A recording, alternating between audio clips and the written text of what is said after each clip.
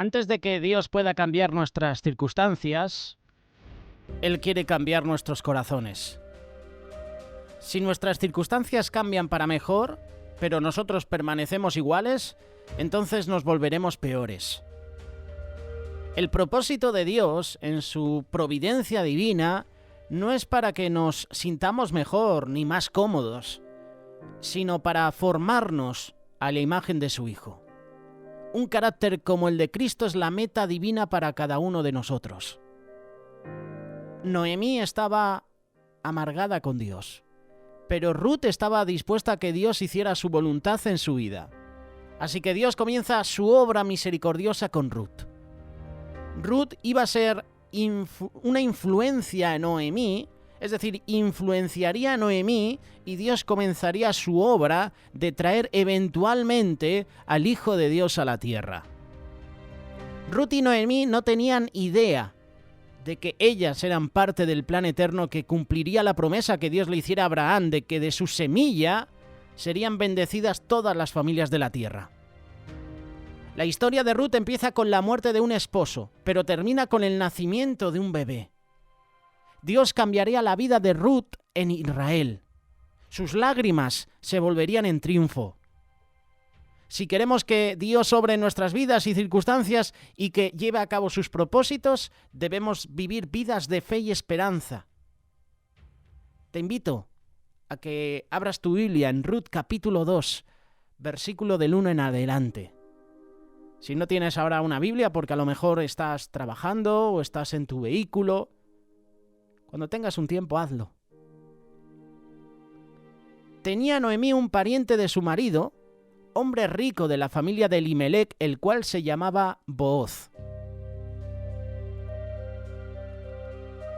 Tenemos que entender bien la cultura y las leyes hebreas para que podamos ver cuán significativo era que Noemí tuviera un pariente de su esposo en Belén.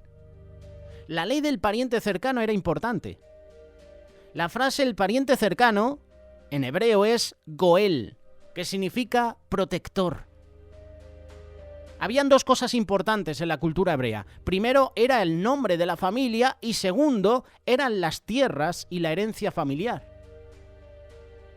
El Goel era un hombre que podía redimir o comprar de nuevo la propiedad del pariente que estaba en problemas. El Goel era el protector del pariente cercano. Y de acuerdo con la ley de Moisés, el pariente más cercano tenía la responsabilidad y el derecho de redimir al pariente que estaba necesitado. Si todo estaba yendo bien en tu vida, si tú tenías a tu esposo, a tus hijos y tus tierras, no tenías necesidad de un redentor. Pero si perdías algunas de estas cosas, Dios había puesto la estipulación de un redentor. Si se trataba de las tierras de la familia, si un hombre tenía que vender las tierras por razones de pobreza, el pariente cercano, el Goel, tenía el derecho de comprarlas de nuevo o redimirlas, restaurarlas al que las había perdido.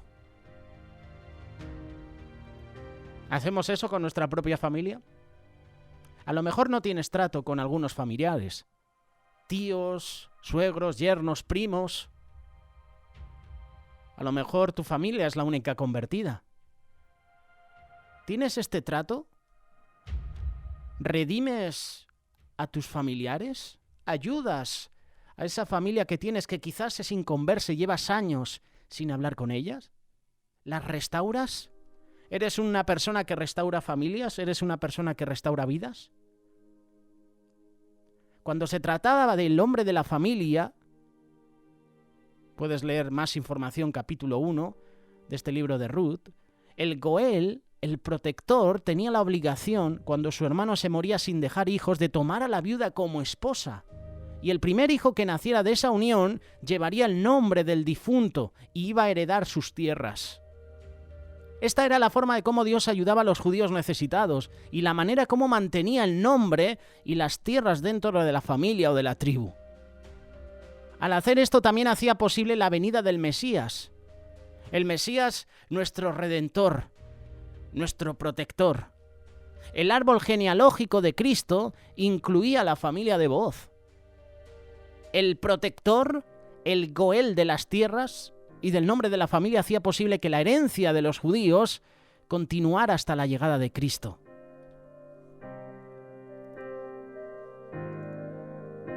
Booz, este Goel, es un retrato de Cristo, que vino a la tierra para redimirnos de todo lo que habíamos perdido.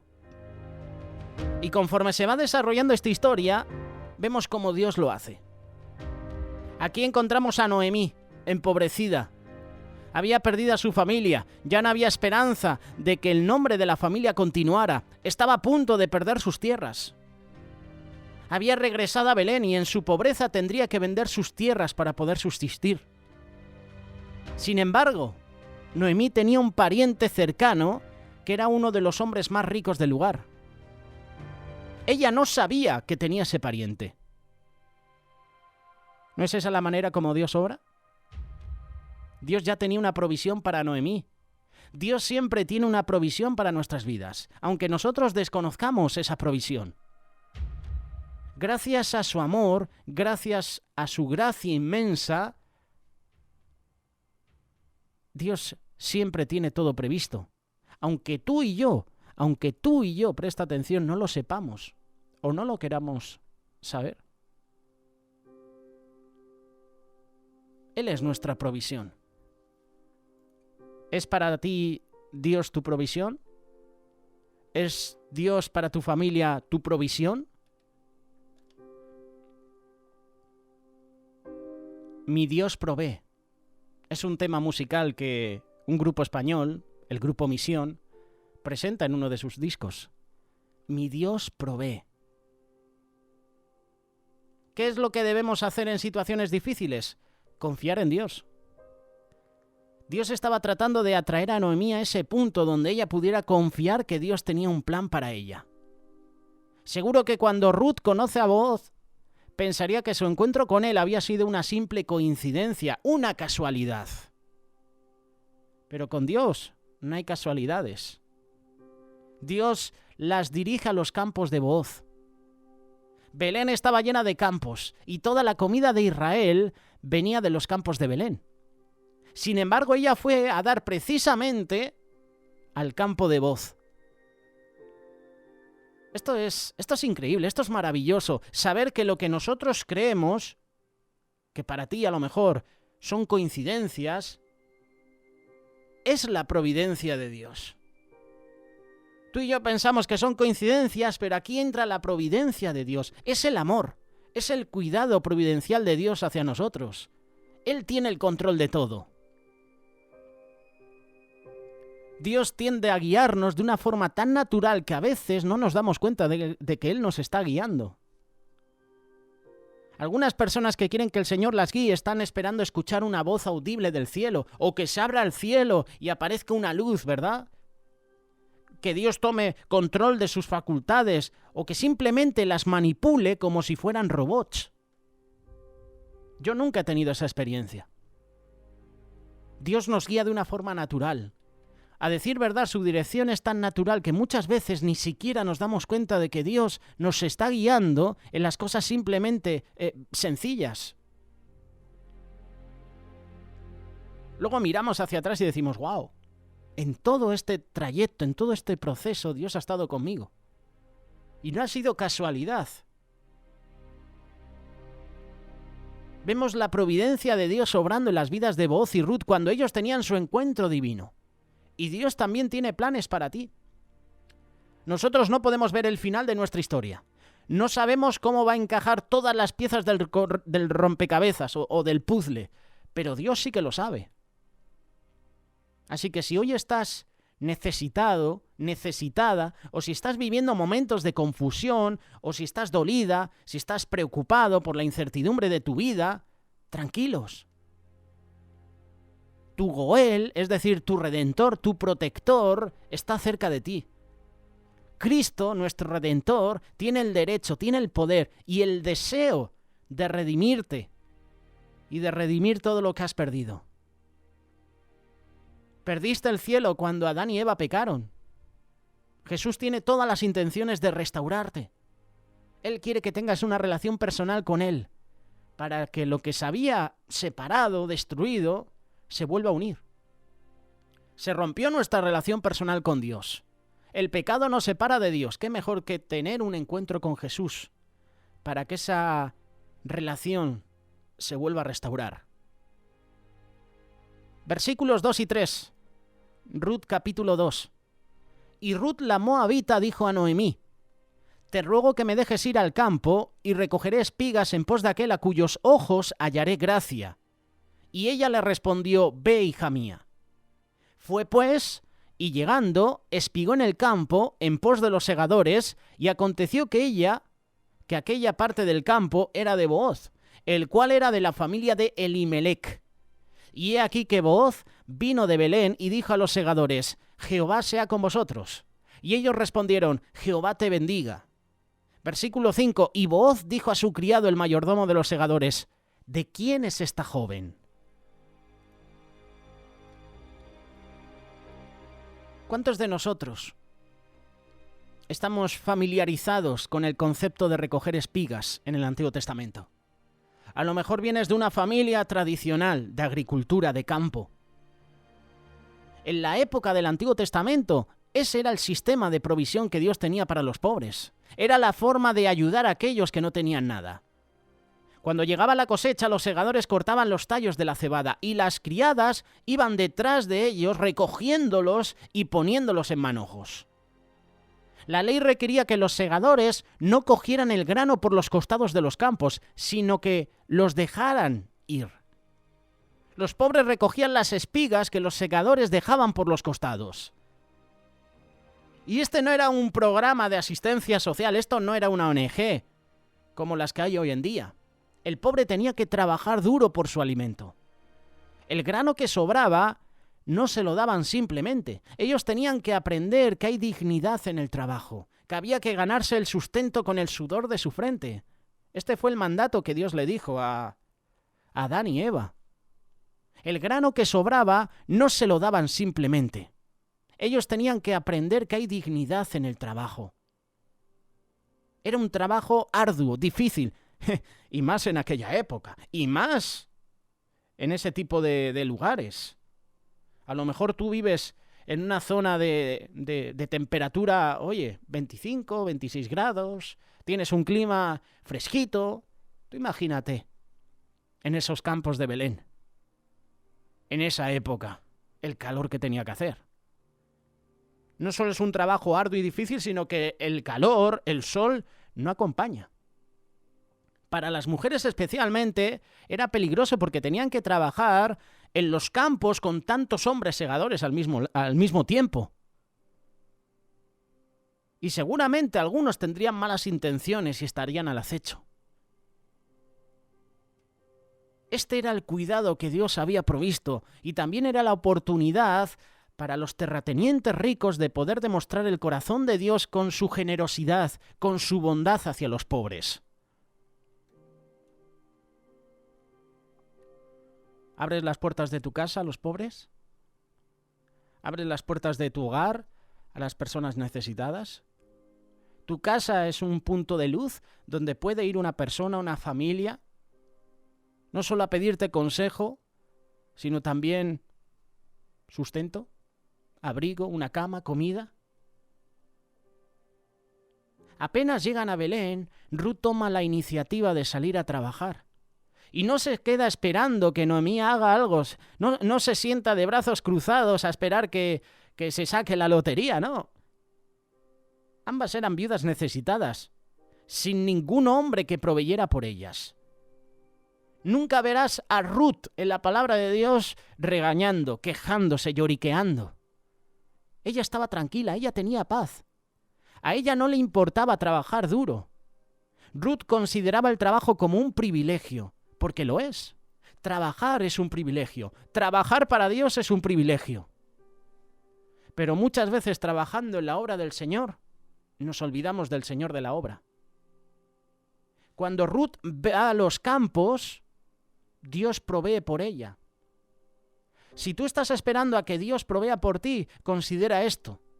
A lo mejor Dios está esperando a que tú tomes el primer paso para demostrar cuán importante es tu necesidad. El Señor quiere bendecirte, el Señor quiere bendecir tu vida, pero no puedes quedarte de brazos cruzados. Este es un ejemplo muy sencillo. La persona que acude a una reunión, a un culto, por ejemplo, quiere que la presencia de Dios se derrame. Quiere que haya sanidad en el ambiente, que Dios sane su vida, por ejemplo. Quiere un toque del Señor. Pero si esa persona, el Señor nos puede atraer a Él a través del amor, pero también a través de momentos difíciles. Versículo 4, lo acabamos de leer. Y he aquí que voz vino de Belén y dijo a los segadores: Jehová sea con vosotros. Y ellos respondieron: Jehová te bendiga. Me llama la atención este versículo 4. Me llama la atención porque vemos cómo Booz tiene un trato con sus trabajadores. Vemos cómo Booz saluda a sus trabajadores. Nos da una idea de su carácter. Nos da una idea de la clase de hombre que era. Booz era rico, no solo materialmente, sino espiritualmente también. Booz era un buen patrón que bendecía a sus trabajadores. Sus acciones son un retrato de Cristo. Por su forma de saludar a sus segadores, Booz nos demuestra que Dios estaba presente en sus conversaciones, en sus relaciones, en su vida diaria. Booz no era un tirano, no era un dictador. Booz no se creía superior a los demás. Podemos verlo en estos versículos sencillos, estos versos. Booz dice a sus segadores: Jehová sea con vosotros. Como vecino, ¿qué tal estáis? Buenos días. Y los segadores responden: Jehová te bendiga. Había confianza, había una relación entre Booz y esos segadores. Desde el momento en que Booz ve a Ruth, se interesa por ella. Esto es lo que continúa, versículo 5. Booz pregunta a uno de los segadores: ¿de quién es esa joven? Esto es lo que le pregunta Booz al capataz de esos segadores. Booz se siente impresionado por Ruth. Desde el momento en que Booz la ve, se interesa por ello. Más como mujer que por su trabajo o su condición. Esa pregunta de quién es esa joven, quién es esa joven, no expresa lo que estaba sintiendo. Versículos 6 y 7. Es una joven moabita que volvió de la tierra de Moab con Noemí. Ella me rogó que la dejara recoger espigas de entre las gavillas, detrás de los segadores. No ha dejado de trabajar desde esta mañana que entró al campo. Como Belén era un pueblo chico, la gente se enteraba de todo. Apenas Booz se entera de quién era ella, él ya había escuchado todo acerca de su carácter, su bondad, su humildad. Había escuchado de que era una mujer virtuosa. Había escuchado que viene de Moab. Venía con Noemí. Le dieron información a Booz sobre esta mujer.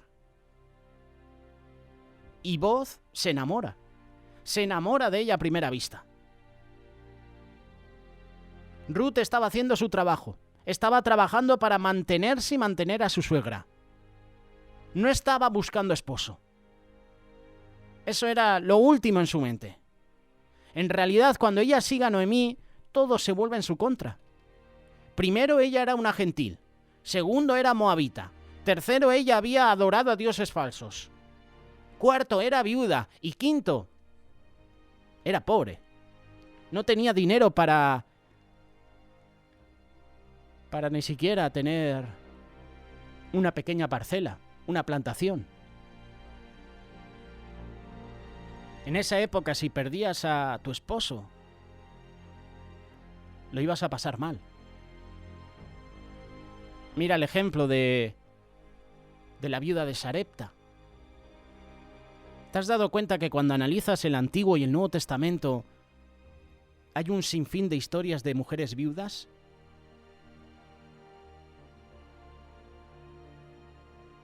¿Conoces a alguna mujer que ahora mismo es viuda? ¿Por qué no la consuelas? ¿Por qué no te preocupas por ella? ¿Por qué no la visitas?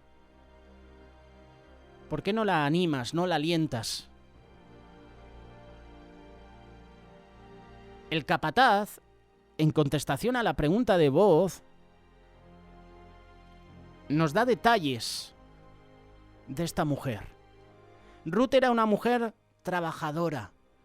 Hemos leído que desde primera hora de la mañana estaba trabajando y no ha parado. Este capataz está dando datos interesantes. Trabajadora, diligente. Lo mismo podemos leer en la mujer virtuosa de Proverbios capítulo 31. En el capítulo 3 de Ruth, ella también es considerada una mujer ejemplar. Ellas son las dos únicas mujeres que la Biblia llama ejemplares. Ruth había llegado al campo bien temprano y había trabajado casi sin parar, hasta el atardecer. Ahora vamos a dar un salto. Vamos al versículo 17. Y vamos a ver aquí el resultado de su trabajo. Espigó, pues, en el campo hasta la noche, y desgranó lo que había recogido, y fue como un efa de cebada. Y lo tomó y se fue a la ciudad, y su suegra vio lo que había recogido.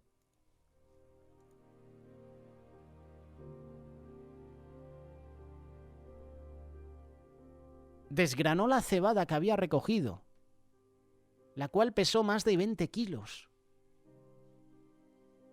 Ruth obtuvo una buena cosecha ese día trabajando duro con sus manos.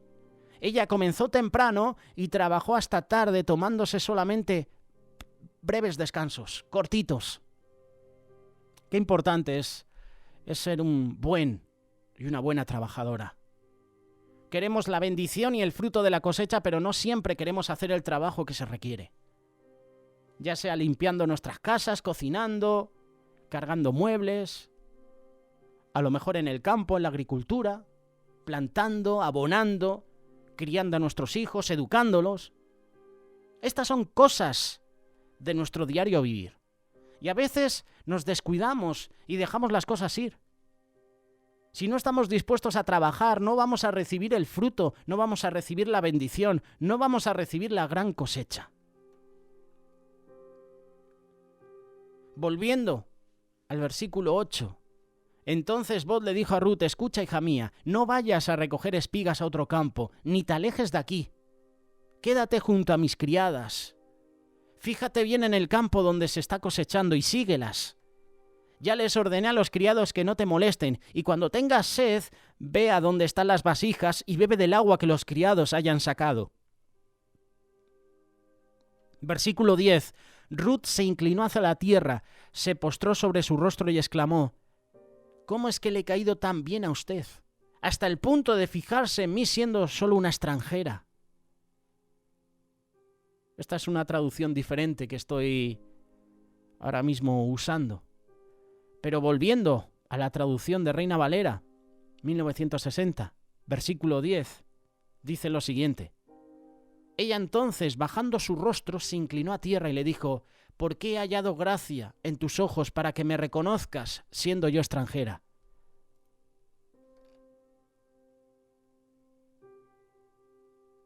Nuevamente vemos la providencia de Dios. El Señor guía a Ruth al campo de Booz y luego guía a Booz a que visite su campo cuando Ruth estaba allí. Cuando tú y yo le entregamos nuestra vida al Señor, todo lo que nos pasa no es un accidente, no es casualidad. Es la providencia de Dios. Ruth era una viuda pobre y para remate extranjera, pero Dios iba a crear una nueva relación en su vida que cambiaría sus circunstancias. La vida de Ruth nos muestra muchas cualidades. Era trabajadora, amorosa, bondadosa, fiel, era valiente. Estas cualidades la hacen ganarse una buena reputación, pero solo porque ella vivía esas cualidades en las áreas de su vida. Donde quiera que fuera Ruth, o cualquier cosa que ella hiciera, su carácter era siempre el mismo. Tu reputación se forma por la gente que te observa en el trabajo, en la calle, en la casa, en la iglesia. Una buena reputación, un buen testimonio viene de vivir consistentemente las cualidades en las cuales crees. Sin importar el grupo de gente con quien estás, o en los alrededores a donde te encuentras. Ruth era una mujer ejemplar y se veía a la hora de trabajar, se veía a la hora de expresarse, la reverencia que hace cuando se encuentra con Booz. Booz sabía de la muerte del esposo de Ruth. Booz sabía de su actitud servicial. Booz sabía de su compromiso de quedarse con su suegra y con el pueblo de Dios, a pesar de que estaba en una tierra lejana. Booz la bendice con una bendición del Señor. Él deseaba que Dios la recompensara por su arduo trabajo y le da una bendición para ella misma también. La devoción de Ruth por el Señor es evidente. Booz compara la relación de Ruth con el Señor como la de un pájaro buscando refugio bajo las alas de su madre. Ruth había ido a Israel a buscar refugio, protección, seguridad. Ahora lleva estas preguntas a tu vida. ¿Dónde estás buscando refugio tú? ¿En tu cuenta bancaria? ¿En tu trabajo, en tu carrera? ¿En los deportes? ¿En tus habilidades intelectuales? ¿En tus talentos? ¿En tu posición social? ¿En la acumulación de tus bienes materiales? ¿En lo popular que eres? ¿A dónde estás buscando refugio tú? En esta vida puedes tomar muchos caminos falsos tratando de encontrar seguridad y protección. Solo quiero decirte que el Señor es nuestro refugio. Él nos puede cubrir con sus alas para que estemos protegidos y seguros. Hay muchos eruditos bíblicos que ven a Booz como un retrato de nuestro Señor Jesucristo en su relación con su novia, con la iglesia. Y es verdad, leyendo estos pasajes, estos versos, uno puede decir, oye, esto es un retrato de Jesús en la vida de Booz. Como Ruth en su vida anterior, la que no es creyente está fuera del pacto de la familia de Dios. Está en bancarrota espiritual, sin ningún derecho a reclamar la misericordia de Dios. Pero Dios toma la iniciativa y provee la manera para entrar a su familia por medio de nuestra fe en Jesucristo.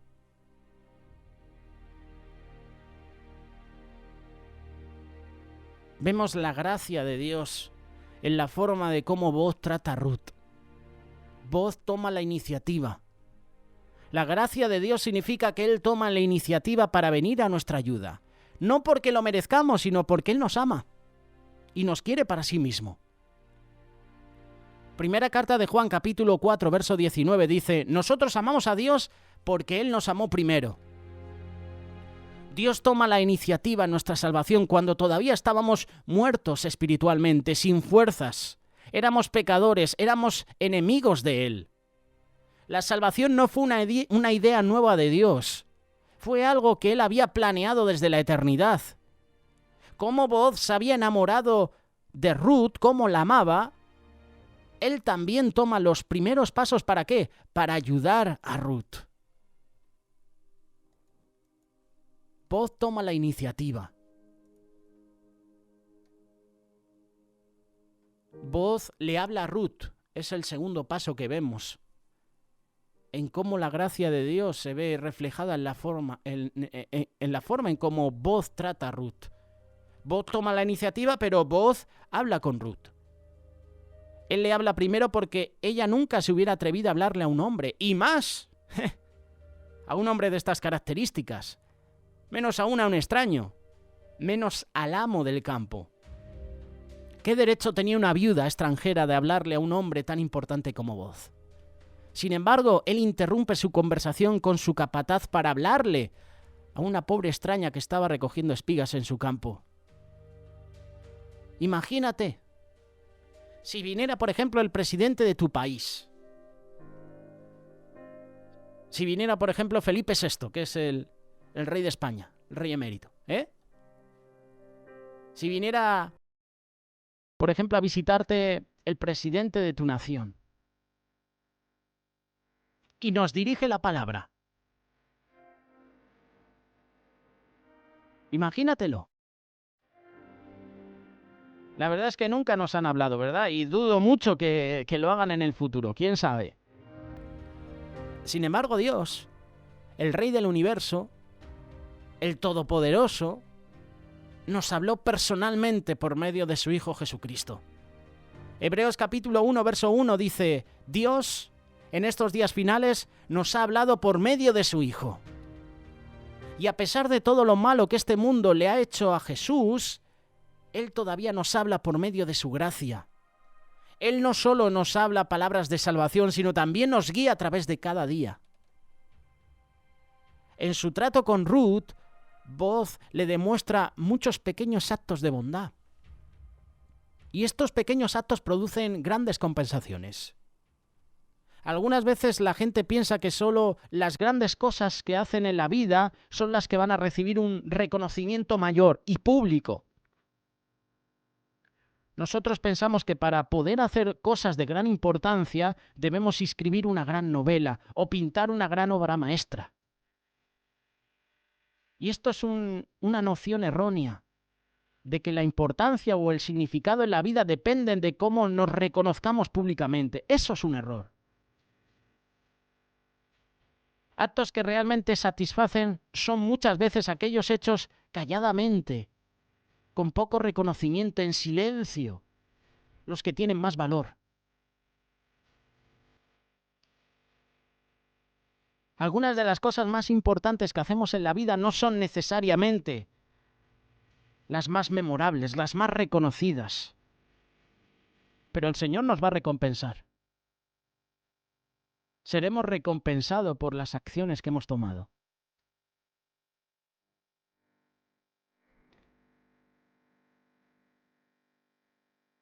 Cuando la vida golpea a uno de tus amigos, a un familiar, ¿estás ahí para ayudarles? ¿Estás ahí para consolarles? Pídele a Dios que te ayude a buscar las formas de aliviar las cargas de otros. Pídele a Dios que te ayude a mirar por los demás y no solo por ti mismo.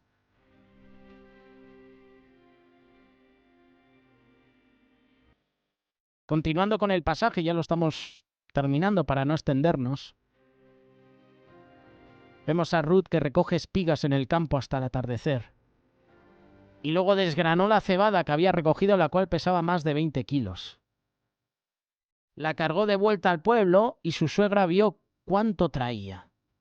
Además, Ruth le entregó a su suegra lo que le había quedado después de haber comido hasta quedar satisfecha. Versículo 19, su suegra le pregunta: ¿dónde recogiste espigas hoy? ¿Dónde trabajaste? Bendito sea el hombre que se fijó en ti.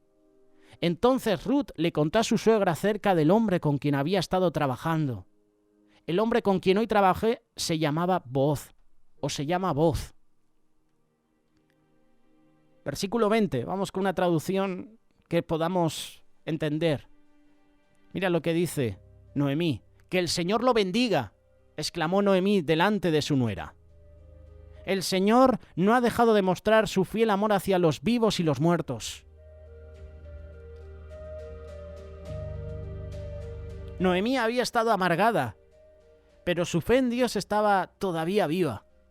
Ella alababa a Dios por la bondad que Booz le había demostrado a Ruth en su dolor. Ella todavía confiaba en Dios, reconocía su bondad.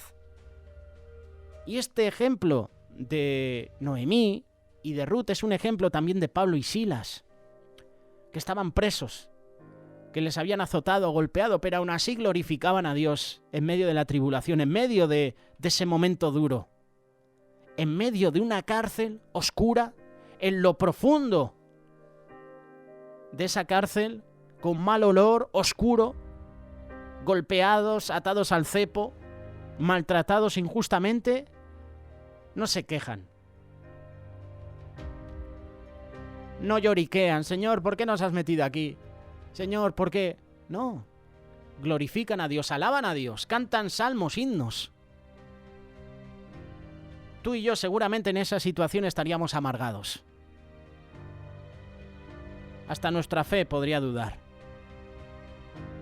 Pero Noemí, Pablo y Silas confiaban en Dios, reconocían su bondad.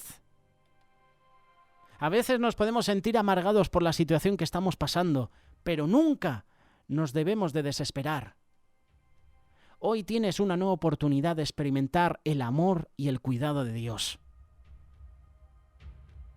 Ruth trabajaba todo el día con un corazón alegre y lleno de esperanza. No tenía que preocuparse de que los hombres la molestaran. Tenía comida cuando tuviera hambre, agua cuando tuviera sed, un lugar para descansar cuando estuviera cansada.